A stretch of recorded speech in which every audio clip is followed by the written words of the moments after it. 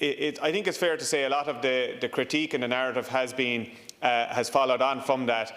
What are we doing for SMEs? And I think the message that I'm getting, and I'm sure others are getting, is that largely SMEs feel enough isn't being done for them. Because people have rightly had the opportunity to sign up to the COVID payment and to the wage subsidy scheme, but the employers, the SMEs, the people who hope to take these people back to get their businesses open, feel that enough is not being done for them and that they are being left behind in relation to this. And I think it's critically important, because if you look at the Limerick and the Midwest region where I come from, we have 55,000 people who signed up to the COVID payment.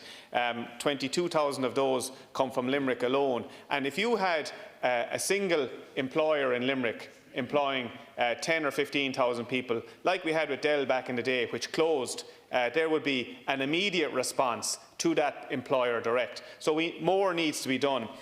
Your COVID business tracker support, which is available from your department, shows that about 2,300 SMEs have availed of various supports. But that's a shockingly low number out of the total number of SMEs in the country, which we know is well in excess of 100,000 SMEs. So I think we have to have more focus in relation to the employers. The central bank tells us that SMEs are going to need 2.4 billion over the next 3 months. What are they going to need beyond that?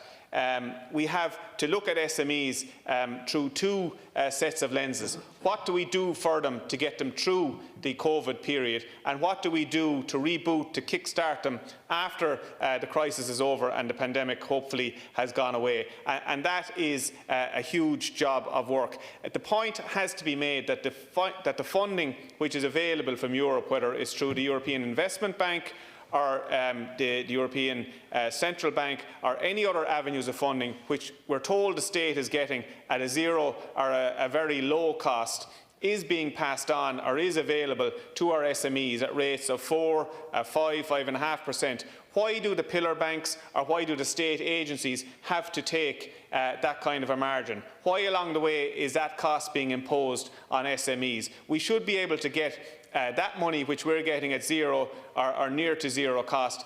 We should be allowed to pass that on to the SMEs in grant form, in liquidity form, or in loan form at a zero cost. And I think that has to be a major focus. The state needs to either reform the SCBI and the other vehicles that we're using to get it through, and avoid using the pillar banks, who are basically price gouging. So what I'm trying to say to you, Minister, is this: that we need to have a state business interruption response. We're hearing calls for zero VAT rate, for rates breaks, for a various suite of measures from the various representative organisations of small business, the hoteliers, the retail and the hospitality industries. So in the absence of the insurance industry, as we know, FBD in particular, who need to be called out for their shameful reneging to date on valid business interruption policies. I have seen correspondence from some policyholders specifically telling them that they are covered for the coronavirus. I'm sure other deputies have also.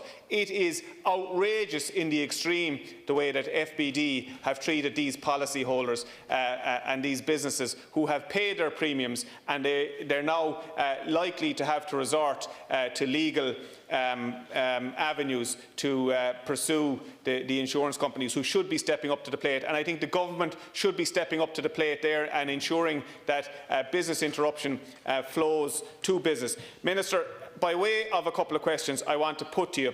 Are you aware of the SME recovery plan, which has been drafted by the various representative organisations in conjunction with the former Department of Finance Secretary General John Moran? It has a suite of, it has 4 headings: crisis management, financing, taxation and cost flexing, in terms of a suite of measures to help business get through the period and to help business kick-start to reopen.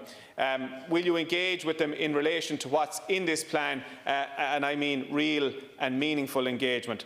Can you pursue the option of getting finance, grants and liquidity to business at 0% cost? If we're getting it at 0% cost, can we not pass it on? Will you look at giving business grants and not load them with more debt?